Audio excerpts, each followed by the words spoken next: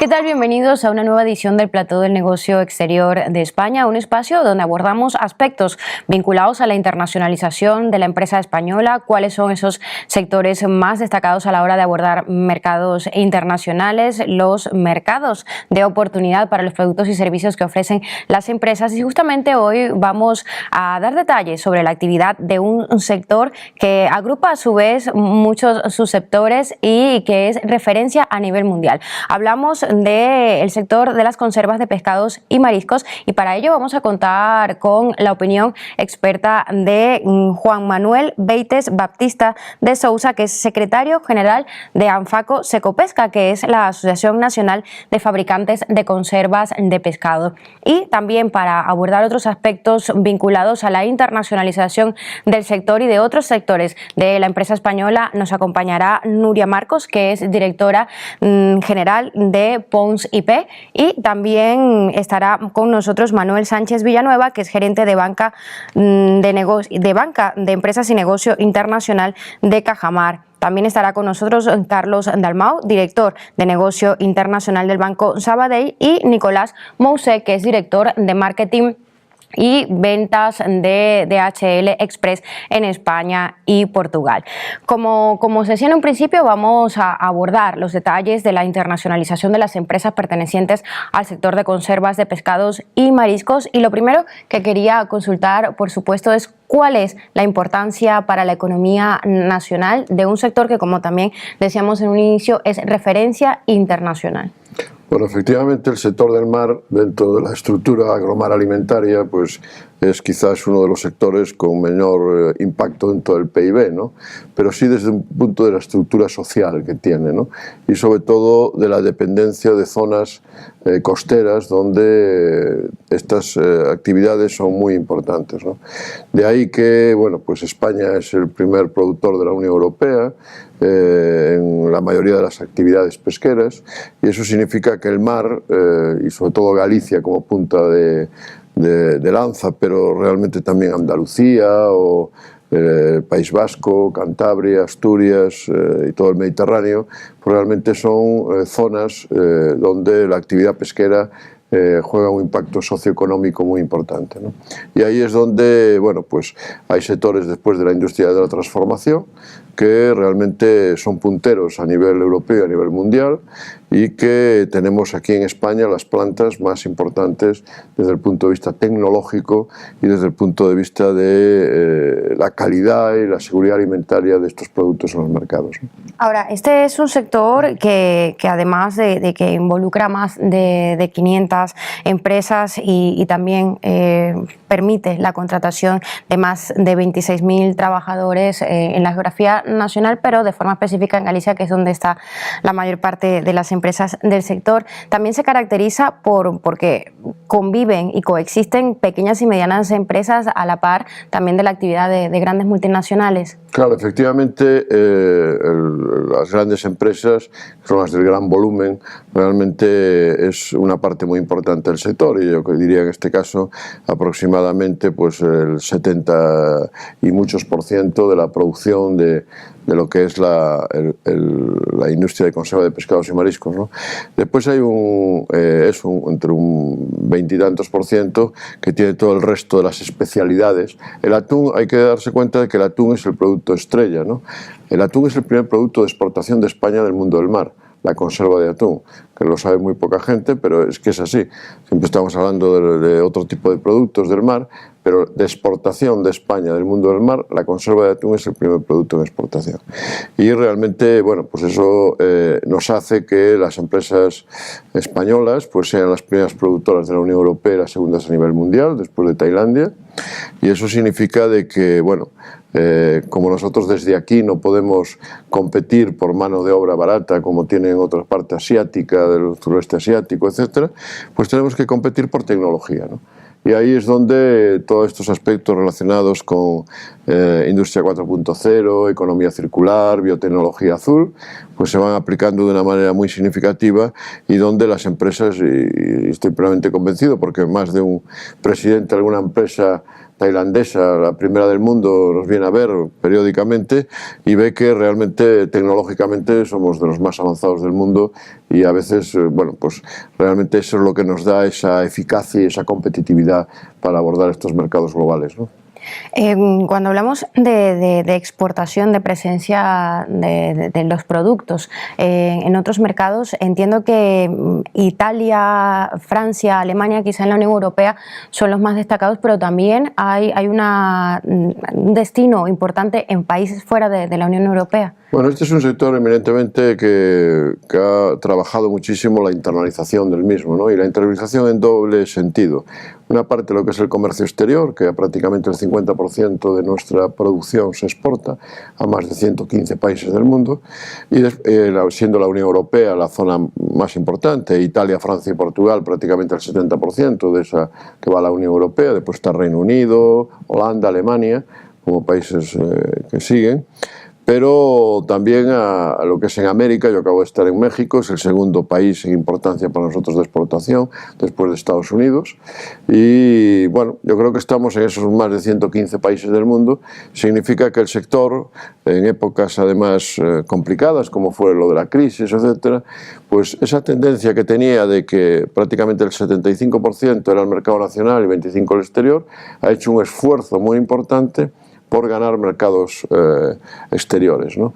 Y ahí, bueno, pues no solamente las grandes empresas, sino las pequeñas o las medianas, también han empezado con sus especialidades a nichos de mercado y a segmentos de mercado de otros países, de terceros países, y donde realmente está considerada como uno de los productos más importantes en cuanto a la calidad y seguridad alimentaria y variedad de productos y preparaciones, ¿no? Y eso significa de que el sector está haciendo bien sus deberes, en el sentido de que, sin menoscabar la importancia que tiene el mercado nacional, pues se ha volcado en esos mercados exteriores, y ahí, bueno, pues lo ha hecho, como decía, en doble sentido, ¿no? Por una parte lo que es la exportación pura y dura, pero también la internalización, no la deslocalización de las cabeceras que siguen manteniéndose en España, y donde tenemos plantas en prácticamente muchísimos países de Iberoamérica, de África, etcétera, donde la utilizamos fundamentalmente estos posicionamientos en estos países para dos cuestiones: una, abordar mercados locales que por logística desde aquí no son mucho más complicados, y por otra parte para intentar abastecer de materia prima a nuestras plantas de aquí de una manera en cantidad, calidad y valor adecuado para poder competir en los mercados, ¿no? Y esa es un poco la internalización que nosotros tenemos, que ya digo que es una de las estrategias fundamentales que tiene el propio sector, conjuntamente con la innovación, ¿no? Bueno, una estrategia internacional que aborda tanto la exportación como la implantación en otros mercados, y para lo que evidentemente siempre se necesita el apoyo financiero, y sobre eso también quería consultaros, Manuel, el apoyo que se da a las empresas del sector de las conservas de pescados y mariscos para abordar mercados exteriores desde vuestra entidad.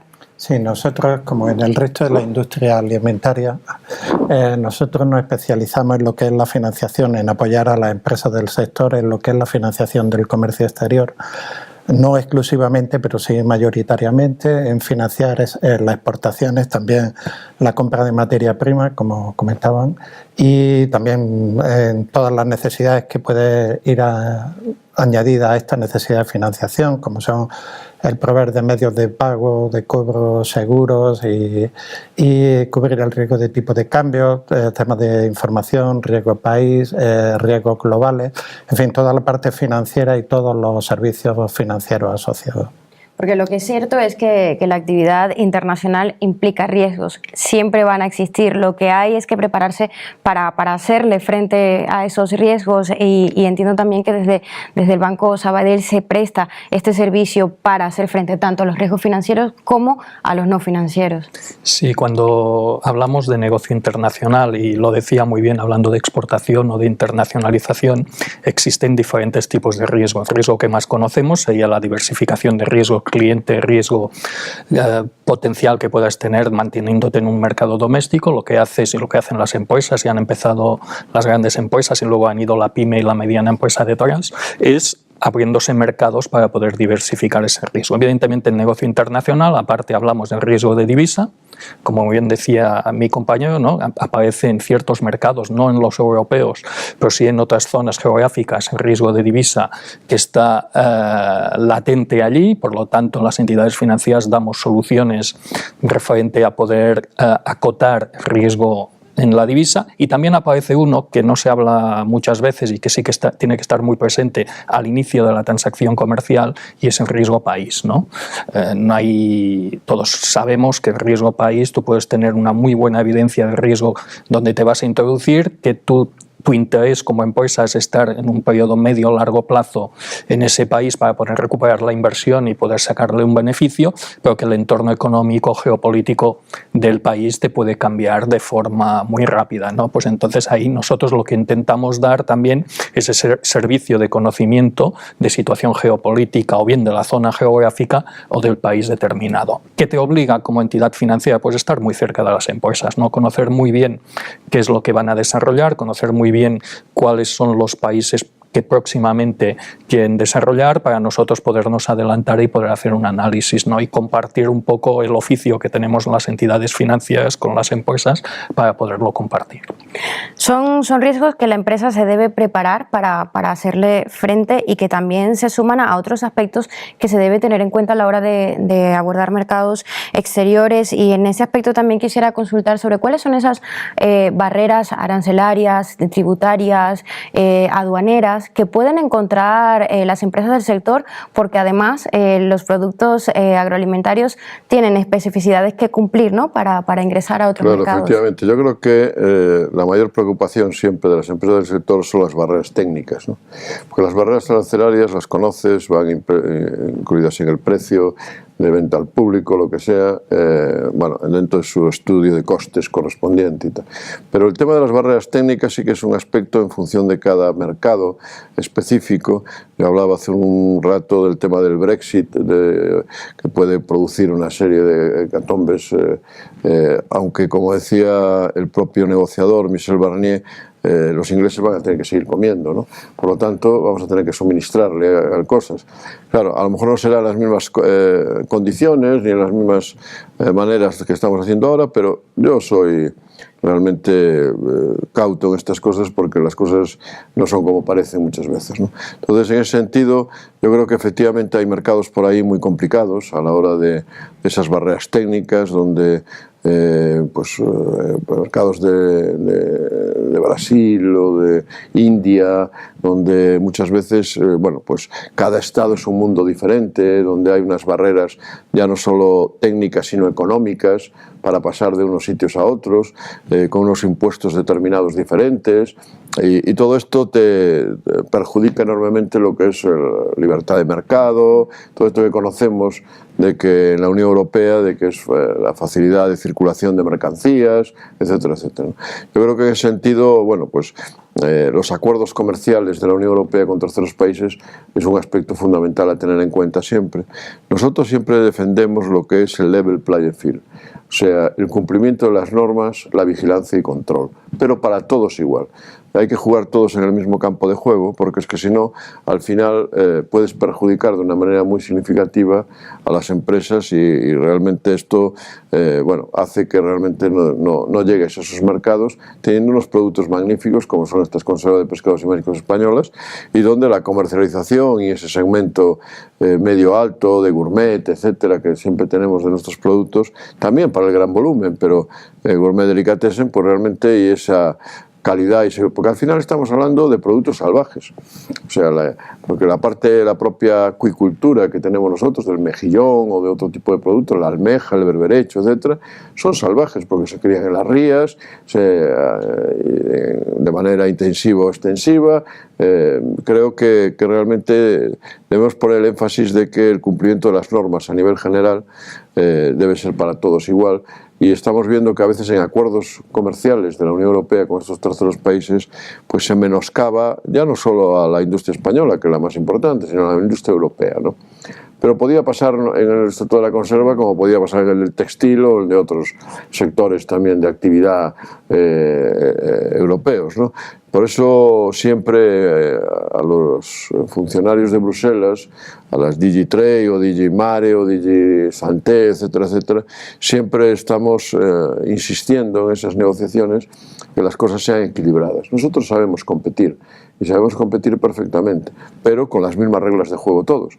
Porque si tienes reglas de juegos diferentes donde le estás beneficiando a terceros con respecto y le das el acceso al mercado comunitario con más facilidad de lo que tú estás produciendo en la Unión Europea, estás haciendo un pan con tortas. Iría en detrimento de la competitividad, claro, de la empresa española. Y entonces ahí es donde nosotros hemos creado el Observatorio de la Trazabilidad Europeo, donde estamos viendo a través de las aduanas qué está entrando por estas aduanas a nivel europeo, si cumplen las normativas tanto desde el punto de vista higiénico-sanitario, medioambiental, etcétera, etcétera, incluso de derechos humanos, porque y cumplimiento de las normas de la OIT, de la Organización Internacional del Trabajo.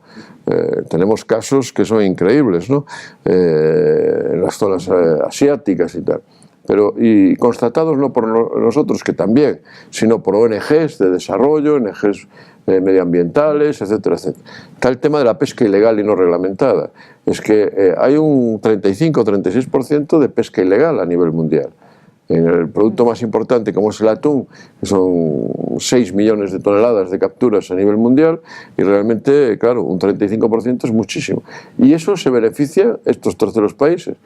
Nosotros no lo podemos hacer porque tenemos que cumplir una serie de normas europeas en las cuales, pues bueno, tienes un certificado de captura, nuestra flota está muy regulada, controlada por satélite desde Madrid, por ejemplo, la flota española, la francesa exactamente lo mismo. Quiero decir con esto que siempre que juguemos todos con las mismas normas y en el mismo campo de juego, no tenemos duda de que nosotros somos muy competitivos, muy eficaces, hacemos unos magníficos productos y podemos competir con cualquiera.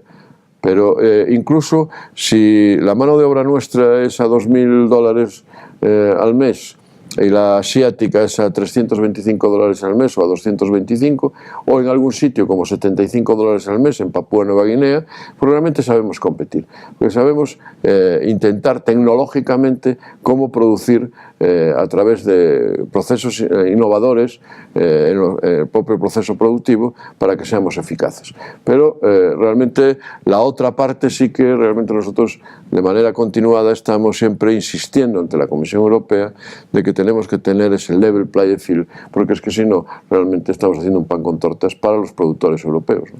Y porque haciendo las cosas de esa manera, digamos, no permitiendo que la posibilidad de competitividad sea igual, también se está de cierta manera maniatando al sector y evitando su crecimiento en lugar de impulsarlo. Sí, efectivamente. Nosotros en ese sentido nos estamos defendiendo enormemente en estos últimos años, ya digo, con una serie de herramientas y mecanismos específicos, y bueno, yo creo que en ese sentido el sector goza de buena salud en este momento.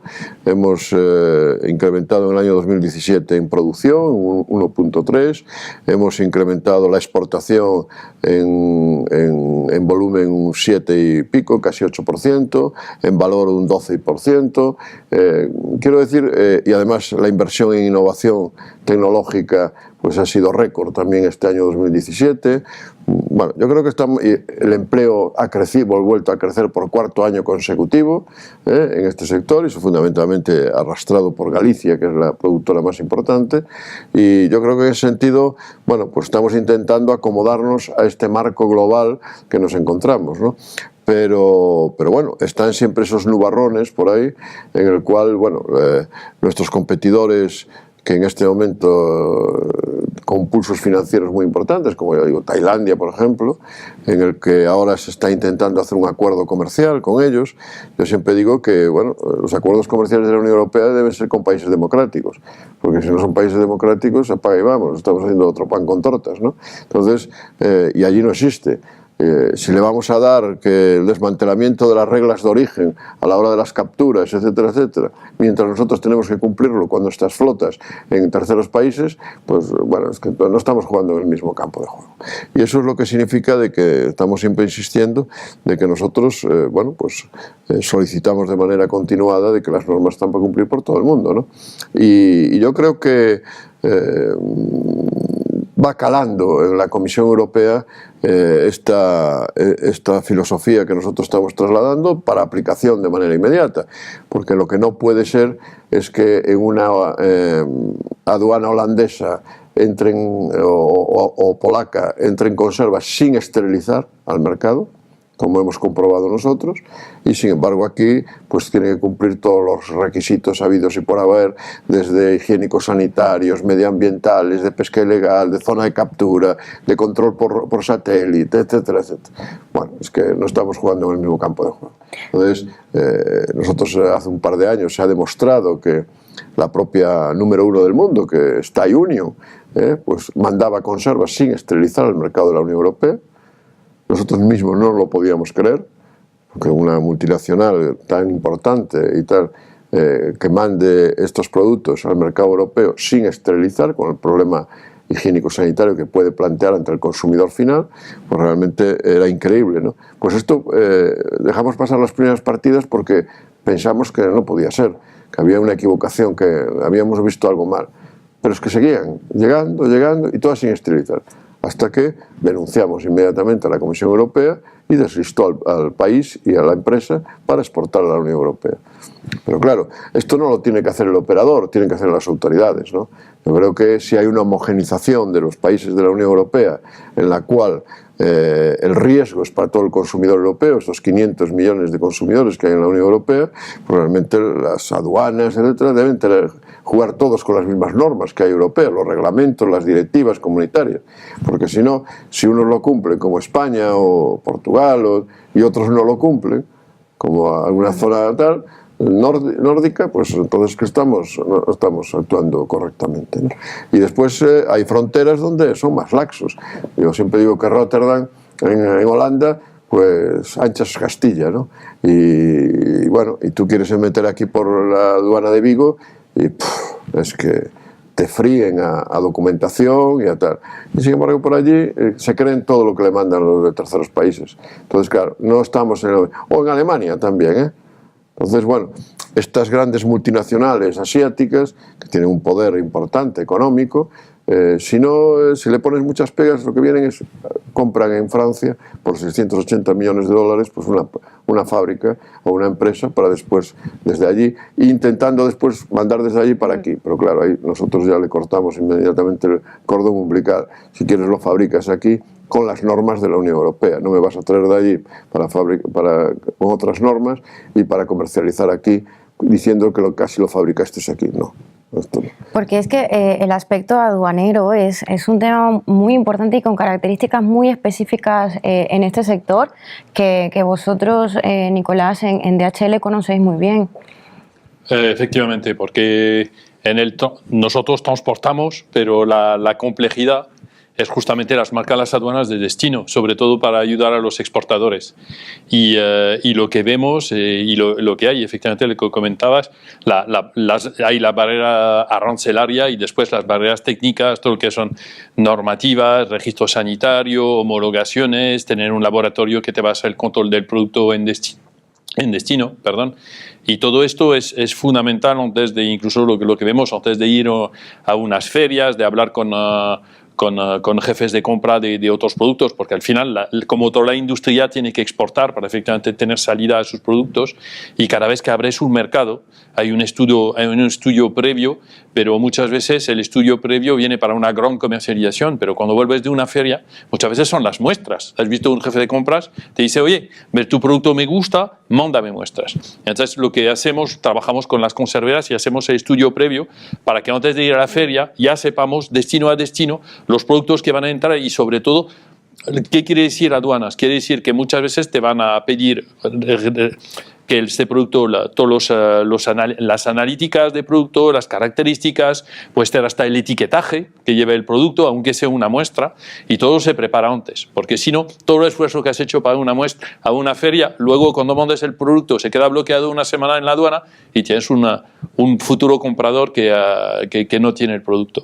Entonces, esto es la parte donde ayudamos y donde nos hemos vuelto expertos estando en 220 países, porque es la parte más compleja.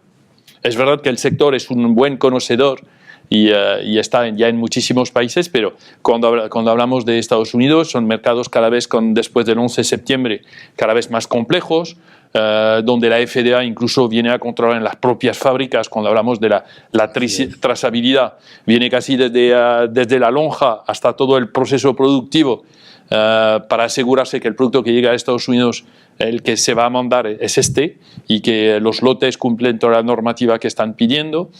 Entonces, lo que vemos es que cada vez, sobre todo productos agroalimentarios y sobre todo de pesca, cada vez son más controlados, y los estados, que además son los interesantes porque son los que van a valorar más tu producto, porque como todos los sectores se busca el margen, al final que estos productos de valor tengan valor y tengan un margen para el productor, para la marca España. Entonces, en esto entramos nosotros a ayudar en la parte que conocemos, donde estamos, la parte de aduanas, y agilizar este trabajo para que efectivamente que lleguen las muestras o los envíos que se van a aprobar o que van a llegar a una feria, porque también hay ferias internacionales donde el producto tiene que llegar y estar para que lo puedas enseñar. Entonces, toda esta labor se tiene que hacer previamente con la fábrica, con el departamento de marketing, normalmente de la conservera, donde trabajamos juntos para que todo vaya bien y que efectivamente luego se pueda comercializar el producto.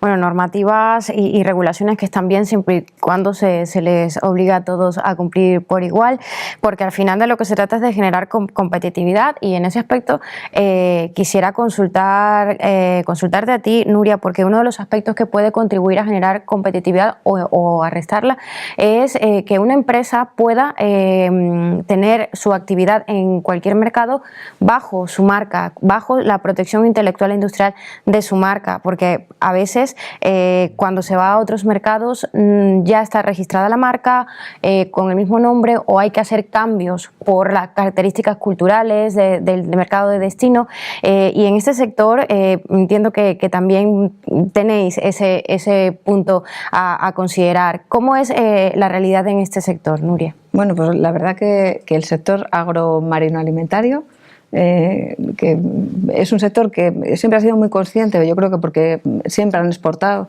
de las necesidades que tienen en materia de propiedad industrial. La marca, claramente, para el segmento del que estábamos hablando antes, Juan, que son esas enseñas premium o delicatessen, la marca es básica porque es lo que diferencia su producto con la calidad que viene detrás. También incluso para marca del gran consumo. Al final la marca distingue el producto en tu segmento. La marca es muy importante además porque puedes llegar a un determinado mercado y, como dices tú, encontrarte que hay algo allí. Ocurre mucho en las ferias, como decía antes Nicolás, hay un contacto comercial con un potencial distribuidor. Tú no has tenido, insisto que este sector está muy profesionalizado en eso y ese tipo de errores ya no se cometen, pero vas a un determinado mercado y no has tenido la precaución de registrar la marca antes, hay que ver que estás negociando con el distribuidor la cesión o no. Hay muchos casos de distribuidores que pretenden registrar la marca en ese país, a veces porque es un requisito legal para entrar con el producto en ese país, el tener no solo el registro sanitario, sino también el registro de la marca allá, que si no, no puede incorporarse. Y ya un poquito más allá de lo de la marca, es un sector que también es muy innovador, tanto en packaging como en innovación de producto en sí mismo. Entonces, ambas cosas son también objeto de regulación por la propiedad industrial. Pues, si hablamos de innovación en producto, pues las nuevas tecnologías aplicadas al envasado claramente lo son, garantizando mayor seguridad alimentaria, garantizando mejor conservación del producto. Y ahí hay muchos inventos, ¿no? Muchas invenciones que se pueden patentar. Y hay que ir con esas patentes, exactamente igual que con las marcas, a los mercados donde vamos a cometer ese negocio. Y luego, por otro lado, como os decía, el packaging en este sector también es muy relevante porque al final el envase, el envoltorio, es muy distintivo en muchos casos del producto y permite al consumidor distinguir igualmente el producto. Entonces, en estos casos también interesa la protección vía diseño industrial del packaging. O sea que opciones hay muchas. Bien, vamos también a hablar de lo que son los retos y las oportunidades a futuro, entendiendo que evidentemente es un sector que se ha desarrollado, un sector que tiene demandas específicas para que se siga respaldando la internacionalización del mismo. Pero si hablamos, vamos a iniciar, ¿no? Hablando grosso modo de cuáles son esos retos y esas oportunidades de las empresas españolas que se internacionalizan, y eso quería consultarte, Manuel, vosotros que trabajáis con tantas empresas de diferentes sectores, el agroalimentario, el marino entre ellos, ¿cuál es vuestra perspectiva para seguir creciendo en mercados exteriores? Pues básicamente continuar la tendencia actual de concentración empresarial, de abrir nuevos mercados, profesionalización y sobre todo nosotros siempre comentamos, vemos muy positivamente el tema de la concentración en distintos mercados de empresas que pueden ser en muchas ocasiones complementarias, de sectores que son complementarios y que al final, como comentaba ya antes, la marca España es la que está en juego. O sea, esa colaboración entre los sectores empresarial, las administraciones, las entidades financieras es la parte que nos toca, que creemos que es un poco respaldarla, financiar y asegurar. Pensamos que la tendencia un poco lo que se ha comentado que se está realizando en el sector agroalimentario, que es, digamos, a utilizar el arrastre de la marca España para profesionalizar, consolidar y abrir nuevos mercados. Que indudablemente uno de los grandes retos es que en este caso está prácticamente conseguido es diversificar de la Unión Europea. Se puede hablar de todos los sectores, pero en el alimentario pensamos que el definitorio, ¿no? El diversificar sobre todo en Norteamérica, Asia-Pacífico, hasta incluso Norte de África, Magreb. Una diversificación, Nicolás, que quizá también pasa por el e-commerce, que es un sector que ha abierto las puertas a muchas empresas también de este sector a abrir mercados exteriores. Sí, pero con moderación. Es decir, que lo mismo que he comentado de las barreras sanitarias que hay, lo que está pasando es que se aprovecha de lo que llamo un B2B2C. Es decir, que vas a tener un productor en España que está mandando, que tiene su importador, por ejemplo, en Estados Unidos, y puede que en Estados Unidos esté efectivamente ofreciendo al mercado americano el poder consumir directamente la venta a consumidor, pero el producto ha tenido una importación formal, pasando todos los controles de sanidad que marca la FDA. En este caso he cogido el Estados Unidos porque es uno de los mercados más donde el e-commerce funciona muy bien, pero si te vas a México será igual, es decir que va a tener un control de sanidad a la entrada, porque no hay que olvidar que son productos para el consumo humano. O sea que ahí siempre hay una barrera muy fuerte. Cuando estamos en la Unión Europea, ya el registro sanitario se aplica a toda la Unión Europea. Entonces, lo que está pasando, vemos sobre todo en productos gourmet, en productos para deportistas, que ya hay, que muchas marcas de conserveras están lanzando productos para un segmento de población con un nivel de poder adquisitivo elevado y que además está buscando un producto de calidad. Entonces, ¿por qué? Porque también en el tema no hay que olvidar que en vez de estar mandando un palet, estás mandando un envío individual. O sea, que el coste del envío quiero decir que el coste de la venta tiene que asumir el coste del transporte, ¿no? Pero eso es uno de los futuros también que está pasando en general en todo el sector agroalimentario en España, que tiene muy buenos productos y que está aprovechando. Hay una demanda muy fuerte de producto español de calidad en aceite de oliva o en otros productos cara al mercado europeo. Entonces eso es una ventaja porque aquí es aprovechar efectivamente que no hay barreras aduaneras y que la misma reglamentación como la España la cumple, los productos españoles la cumplen, pueden aprovechar y estar abriéndose a todo un mercado. Parte de los retos y las oportunidades que las empresas, Carlos, seguramente estarán decididas a afrontar, porque la internacionalización ya es una apuesta que muchísimas empresas incluso la tienen como estrategia desde el inicio. Sí, de hecho nosotros vemos un cambio de tendencia, y es que hace 10 años no se encontraban muchas empresas que empezasen por el internacional. Hoy sucede así, es decir, hay empresas que hoy está de moda, le llamamos startups, pero las empresas siempre ha habido el inicio, la startup, ¿no? Que antes se consolidaban en el mercado doméstico, salían al internacional. Hoy vemos que ya se inician desde el punto de vista internacional, ¿no? Hoy estamos hablando de países, de zonas geográficas, al final son mercados, ¿no? Y el mercado, al final, la empresa, sea del sector del que estamos hablando, de otro sector, lo que quiere es vender y cobrar, evidentemente, ¿no? Que este es el objetivo definitivo. Pero yo también me gustaría hacer un inciso, porque estamos hablando de un sector que lo está haciendo muy bien, ¿de acuerdo? Antes se hablaba de profesionalismo en el sector y antes hablabas de planificación. Yo creo que la base son dos. Una es que hay un buen producto, y esta es la base de inicio. No te puedes plantear una internacionalización si el producto no es bueno, esto es evidente. Pero la segunda y muy importante, que han sabido hacer muy bien, es una muy correcta planificación, ¿no? En la planificación viene la logística, viene la parte legal, viene la parte marketing, viene la parte financiera, viene toda una serie de aspectos muy importantes. Pues esto es lo que también han sabido hacer muy bien y que esto se debería trasladar a otros sectores de actividad, ¿no? Me permitía hacer este inciso porque me parece que es un poco recapitulatorio, perdón, de recopilar evidentemente todos estos aspectos fundamentales de la internacionalización. Pues aspectos fundamentales que se van a seguir seguramente cuidando desde el sector.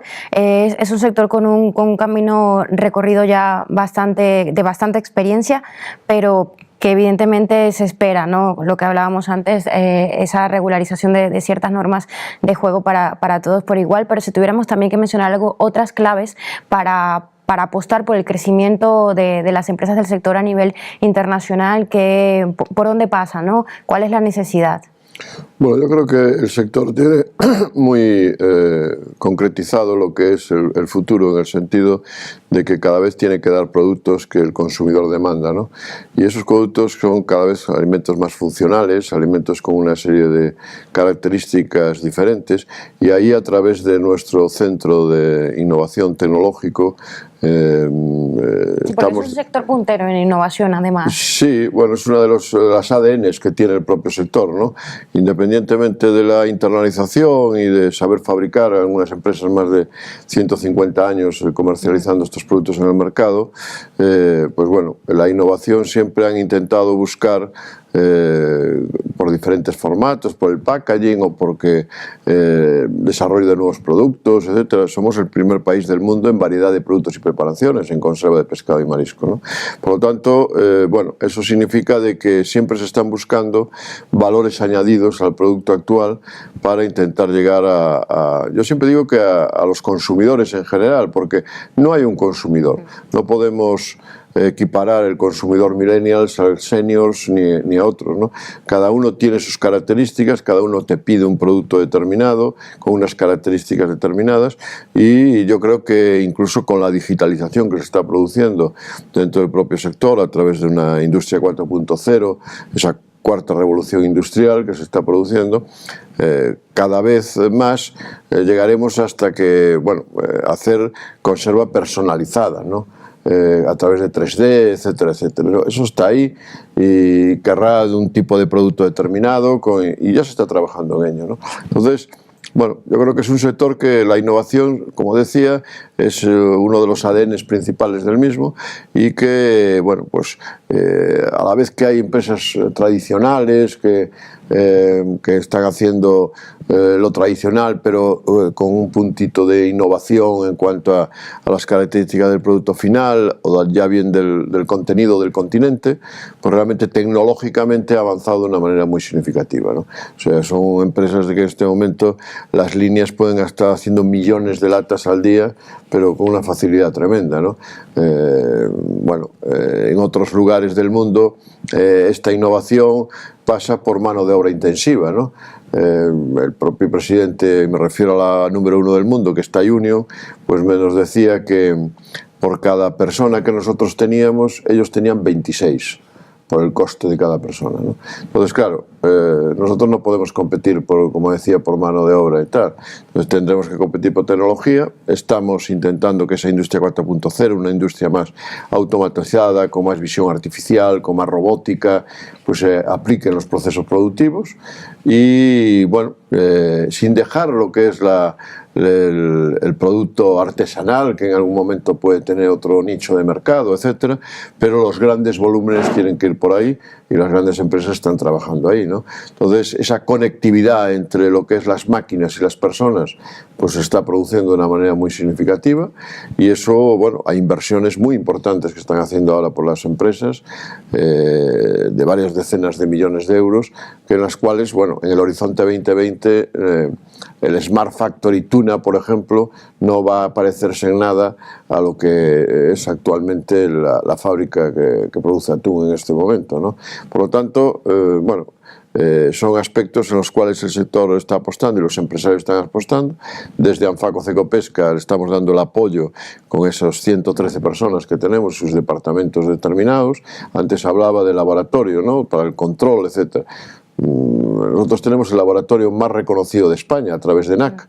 O sea, las mayores acreditaciones del laboratorio y de la OAC americana las tenemos nosotros, en Vigo. Solamente el Instituto Fraunhofer alemán está a nuestro nivel en cuanto a las características de homologaciones, etcétera, como laboratorio. Y ya como innovación, pues bueno, en este momento estamos trabajando mucho también en la parte de biotecnología azul, ¿no? O sea, toda esta parte de el residuo en recurso, convertirlo de una manera significativa e intentar que desde la industria mar alimentaria pues realmente pues aproveche más todo lo que se pueda producir en la misma, ¿no? Y bueno, eso nos hace crecer en empleo, crecer en producción, crecer en exportación. Bueno, son aspectos... Crecer que al final de cuentas es el objetivo. Pero hay un aspecto muy importante a tener en cuenta. Lo que tenemos que de cara al futuro tener muy claro es que el aseguramiento del abastecimiento de la materia prima. Sin materia prima no podemos tener todo ese desarrollo que estamos teniendo ahora. Por lo tanto, nuestra gran preocupación en este momento es asegurarnos el abastecimiento de materia prima a nivel mundial. Ya no digo a nivel español, a nivel mundial. Somos empresas mundiales, globales, y que por lo tanto lo que estamos buscando es asegurarnos ese abastecimiento de materia prima en cantidad, calidad y valor adecuado para poder después competir en los mercados, ¿no? Perfecto, pues muchísimas gracias, Juan Manuel, por ofrecernos esa perspectiva actual de la situación del sector agromarino alimentario y sobre todo cuáles son esos retos, esas oportunidades de futuro, y por supuesto al resto de nuestros contertulios por dar esa opinión experta cada uno en su campo sobre las necesidades, sobre las herramientas y servicios que también pueden tener las empresas tanto de este sector como otras empresas españolas que se internacionalizan. A vosotros muchísimas gracias por acompañarnos y será hasta una próxima oportunidad.